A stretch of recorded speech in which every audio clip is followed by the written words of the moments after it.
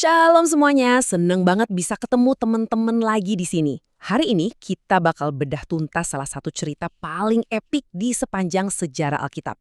Ya, ini kisah tentang panggilan Musa dan semak duri yang menyala dari kitab Keluaran pasal 2 dan 3. Ini bukan cuma cerita kuno biasa loh, ini benar-benar kisah nyata tentang kebebasan, siapa Tuhan sebenarnya, dan rencana penebusan yang dampaknya masih kerasa banget sampai detik ini. Oke, langsung aja kita mulai bahas ya. Kita akan membedah kisah ini dengan rapi dan berurutan mulai dari latar belakang dan tokoh-tokohnya. Peristiwa ajaib di Gunung Horeb, masalah yang muncul beserta solusi dari Tuhan, identitas Tuhan yang sebenarnya, benang merahnya dengan Yesus Kristus, dan pastinya pelajaran berharga buat kita. Bagian pertama, latar belakang dan para tokoh. Nah, buat ngerti seberapa besar arti cerita ini, kita harus tahu dulu nih kondisi kelam saat itu. Bangsa Israel lagi ada di titik terendah mereka. Coba bayangin perbandingannya. Di satu sisi ada Firaun, raja Mesir yang super kejam, dan bikin orang Israel menderita luar biasa karena perbudakan. Tapi di sisi lain, kita punya Tuhan yang penuh belas kasih, yang benar-benar dengerin jeritan mereka dan ingat sama janjinya. Terus, di tengah semua kekacauan ini, ada Musa. Dia bukan jenderal perang yang gagah berani ya. Waktu itu dia cuma seorang gembala domba yang lagi kerja buat ayah mertuanya, Yitro. Dia ragu-ragu dan ngerasa nggak mampu. Dari sini aja kita udah bisa lihat, Tuhan itu sering banget pakai orang-orang yang menurut kita rasanya nggak mungkin banget buat dipakai. Dan cerita epik ini bergeraknya lumayan dinamis, dari satu tempat ke tempat lain. Mesir, itu titik nolnya, tempat penuh penderitaan dan perbudakan. Dari situ, Musa lari dan nemuin zona nyaman baru di Midian, semacam tempat pelariannya. Tapi, titik baliknya yang bikin merinding itu ada di Gunung Horeb, atau Gunung Allah, tempat perjumpaan langsung dengan Tuhan. Dan ujung dari semua perjalanan ini, Kanaan, tanah impian yang Tuhan janjikan, yang berlimpah susu dan madunya. Seru banget kan alurnya? Masuk ke bagian kedua, peristiwa di Gunung Horeb. Jadi, setelah sekian lama Musa hidup tenang cuma jadi gembala domba di padang gurun, tibalah momen yang mengubah segalanya. Coba deh posisikan diri Anda jadi Musa.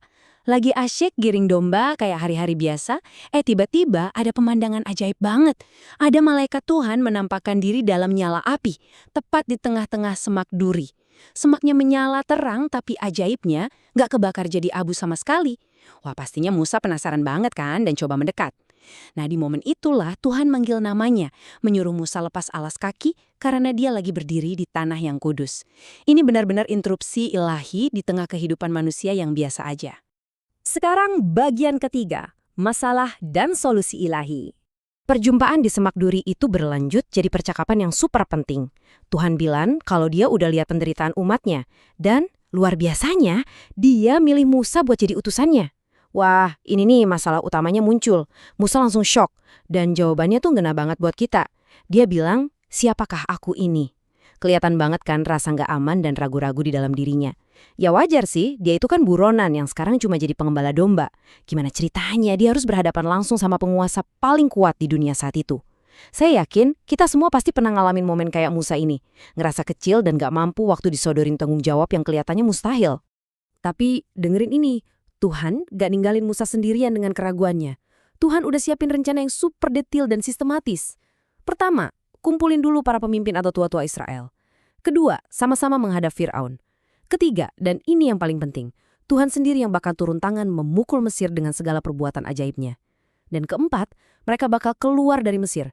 Bukan lari diam-diam sebagai budak, tapi justru bawa harta kekayaan orang Mesir. Jadi, kunci dari semua ini ada di janji Tuhan. Bukankah aku akan menyertai engkau? Kehadiran Tuhan itulah jaminan pasti mereka bakal menang. Bukan karena Musa itu hebat. Lanjut ke bagian keempat, identitas Tuhan.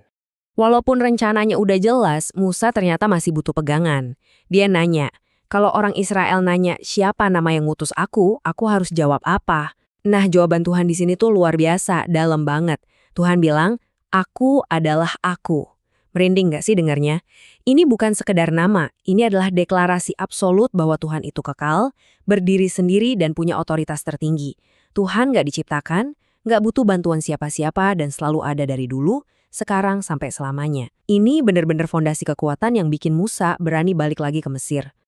Dan biar bangsa Israel makin yakin, Tuhan juga menghubungkan namanya yang kekal itu dengan sejarah nyata nenek moyang mereka. Tuhan bilang kalau Dia adalah Allah ayahmu, Allah Abraham, Allah Ishak, dan Allah Yakub. Kenapa ini penting banget? Karena ini bukti nyata kalau Tuhan itu nggak pernah lupa sama janji yang udah Dia buat sejak zaman kitab Kejadian.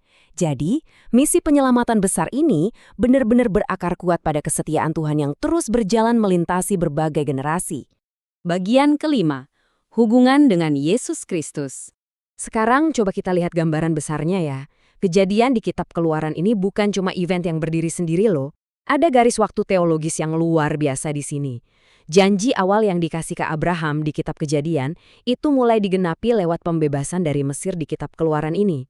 Tapi tahu nggak, peristiwa keluarnya bangsa Israel di Perjanjian Lama ini sebenarnya adalah bayangan dari sebuah pembebasan yang jauh lebih besar dan epik di masa depan, yaitu karya penebusan Yesus Kristus di Perjanjian Baru.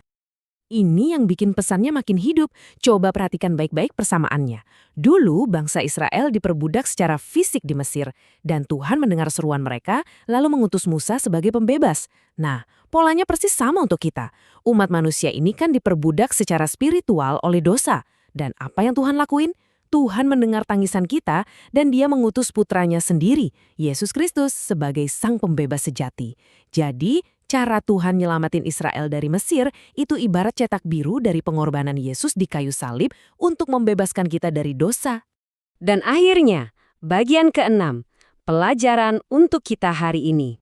Dari kisah ribuan tahun lalu ini, ternyata denyut nadinya masih kerasa relevan banget buat hidup kita sekarang loh. Ada 3 poin penting yang bisa kita bawa pulang. Pertama, sama kayak bangsa Israel di Mesir, Tuhan itu nggak tuli. Dia denger kok seruan dan penderitaan Anda saat ini. Kedua, kalau Anda ngerasa kecil, lemah, atau nggak mampu kayak Musa, ingat baik-baik. Tuhan itu justru ahli banget pakai orang-orang yang ngerasa lemah, supaya kuasa Tuhan yang sempurna itu jadi makin nyata. Dan ketiga, waktu Tuhan bilang aku akan menyertai engkau, percayalah, itu adalah garansi yang pasti dan nggak mungkin meleset. Nah, sekarang kita sampai di satu pertanyaan penutup buat kita renungkan. Di zaman sekarang, Tuhan mungkin nggak nemuin kita lewat semak duri yang menyala secara fisik, tapi Dia pasti terus manggil kita untuk ikut ambil bagian dalam rencananya yang besar. Jadi pertanyaannya, apakah Anda mau terus bersembunyi di balik rasa takut, atau Anda siap melepaskan kasut Anda, melangkah dengan iman, dan merespon panggilan Tuhan hari ini? Ikuti, komen, dan share video ini agar semakin banyak orang yang terberkati. Ikuti terus video SPJ_Alkitab. Tuhan Yesus memberkati.